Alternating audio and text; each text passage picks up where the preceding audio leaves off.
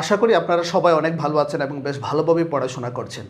আজকে আমি তৃতীয় অধ্যায়ের সংখ্যা পদ্ধতির রূপান্তর সম্পর্কে আলোচনা করব, অর্থাৎ আমি দেখানোর চেষ্টা করব যে কিভাবে দশমিক থেকে বাইনারিতে রূপান্তর করতে হয়, অর্থাৎ একটা দশমিক সংখ্যা পদ্ধতিতে লেখা একটা সংখ্যাকে কিভাবে বাইনারিতে রূপান্তর করতে হবে সেটা আমি দেখানোর চেষ্টা করব।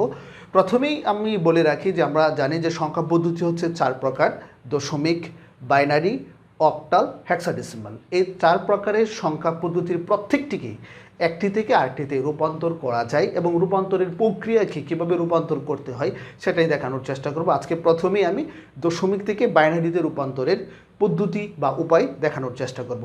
যেমন ধরুন, দশমিক পদ্ধতিতে লেখা আছে এই সংখ্যাটি।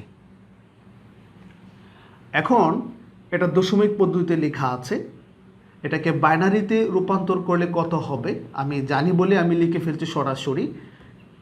বাইনারিতে লিখলে এটা এরকম হবে। এখন দশমিক পদ্ধতির এই সংখ্যাটাকে কিভাবে বাইনারিতে রূপান্তর করতে হয় সেটাই দেখানোর চেষ্টা করব। এখন এটা কেন দশমিক পদ্ধতিতে লেখা সেটা আমি কীভাবে বুঝবো, অর্থাৎ ব্যাচ দেখে।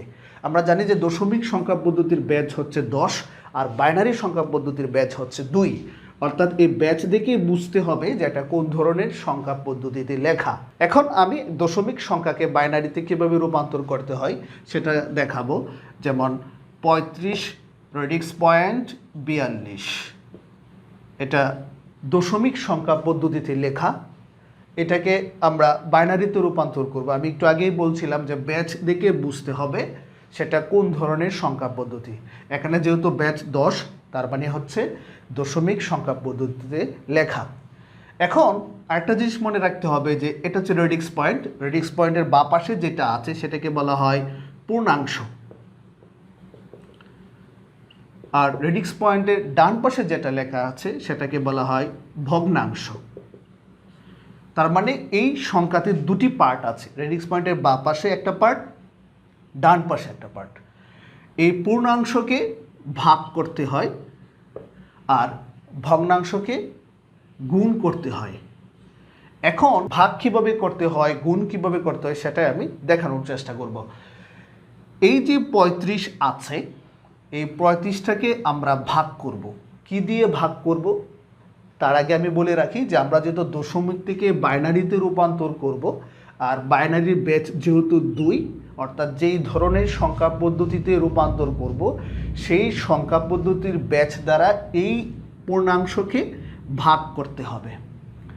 আর রেডিক্স পয়েন্টের ডান পাশে যেটা আছে ভগ্নাংশ, সেটাকে ওই ব্যাচ দ্বারা গুণ করতে হবে। তাহলে কিভাবে এই পুরো সংখ্যাটাকে দশমিক সংখ্যা পদ্ধতিতে লেখা আছে সেটাকে আমরা কিভাবে বাইনারিতে রূপান্তর করব সেটাই দেখানোর চেষ্টা করছি। এখন দেখি দশমিক পদ্ধতির যে পূর্ণাংশ আছে 35, সেটাকে কিভাবে বাইনারিতে রূপান্তর করতে হয়। একটু আগে বলছিলাম যে দশমিক পদ্ধতিতে পূর্ণাংশকে বাইনারিতে রূপান্তর করতে হলে বাইনারির ব্যাচ দ্বারা ওই দশমিক পদ্ধতির পূর্ণাংশটাকে ভাগ করতে হবে। এখন 2 দ্বারা 35কে এইভাবে ভাগ করতে হবে যেন 35 বা তার নিচে থাকে, উপরে না যায়। যেমন 2 35-এর মধ্যে যায় 17 বার, 17 2-এ 34 হয়।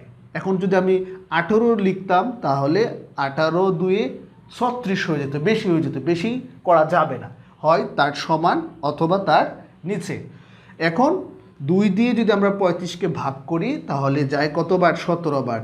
অর্থাৎ আমি এইভাবেও চিন্তা করতে পারি, এটা হচ্ছে ভাজক আর এটা হচ্ছে ভাজ্য আর এটা হচ্ছে ভাগফল, অর্থাৎ 17 2-এ 34। এখন এখানে মনে মনে যদি আমি 34 চিন্তা করি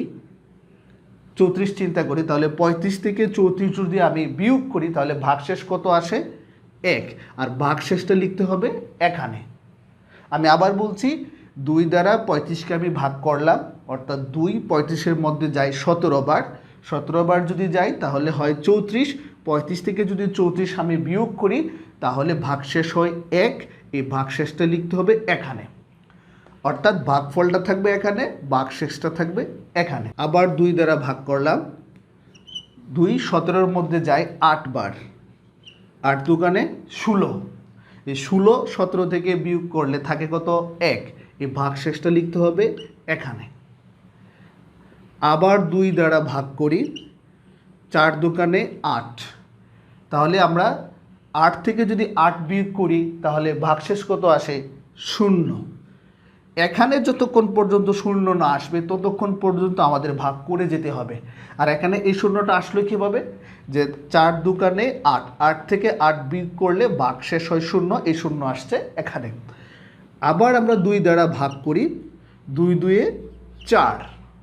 এখন 2 2 4, এই 4 থেকে ওই 4 যদি আমি বিয়োগ করি তাহলে ভাগশেষ হয় কত? 0। আবার 2 দিয়ে ভাগ করতে হবে, 2 2 এর মধ্যে যায় একবার, 2 একে 2। এখন এই 2 থেকে যে আমরা 2 পেলাম, 2 একে 2, এই 2 থেকে 2 যদি বিয়োগ করি তাহলে কি হবে? 0, এই জন্য ভাগশেষ 0 এখানে আসলো। আবার আমরা বলছিলাম যে এখানে যতক্ষণ পর্যন্ত 0 না আসবে ততক্ষণ পর্যন্ত আমাদের ভাগ করে যেতেই হবে। আবার 2 দিয়ে ভাগ করলাম, 2 1 মধ্যে কি যায়? যায় না, কারণ হচ্ছে 2 হচ্ছে বড়, 1 হচ্ছে ছোট, এজন্য 2 যেহেতু 1 মধ্যে যায় না এজন্য এখানে হবে 0। আর এই যে 2 0, এখানে 0, 1 থেকে যদি 0 বিয়োগ করা যায় তাহলে এই ভাগশেষ হচ্ছে 1। প্রথমে লিখেছিলাম এই ভাগশেষটি আর সর্বশেষ লিখলাম এই ভাগশেষটি। এখন যদি দশমিক সংখ্যা পদ্ধতির পূর্ণাংশকে আমি যদি বাইনারিতে রূপান্তর করতে চাই তাহলে সর্বশেষটি থেকে এবং প্রথমটির দিকে লিখে যেতে হবে। এটাকে বলা হয় MSB আর এটাকে বলা হয় LSB, most significant bit, least significant bit, অর্থাৎ সর্বোচ্চ গুরুত্বের একক, সর্বনিম্ন গুরুত্বের একক। তো বলছিলাম যে আমাদেরকে এইভাবে লিখে যেতে হবে, অর্থাৎ আমি এইভাবে লিখতে পারি যে 35 সমান, অর্থাৎ দশমিক সংখ্যা পদ্ধতিতে লেখা এই 35কে আমরা বাইনারিতে রূপান্তর করলে কি পেলাম? এই যে এখান থেকে লিখে যেতে হবে 1, তারপর 0, তারপর 0, তারপর 0, তারপর 1, তারপর 1।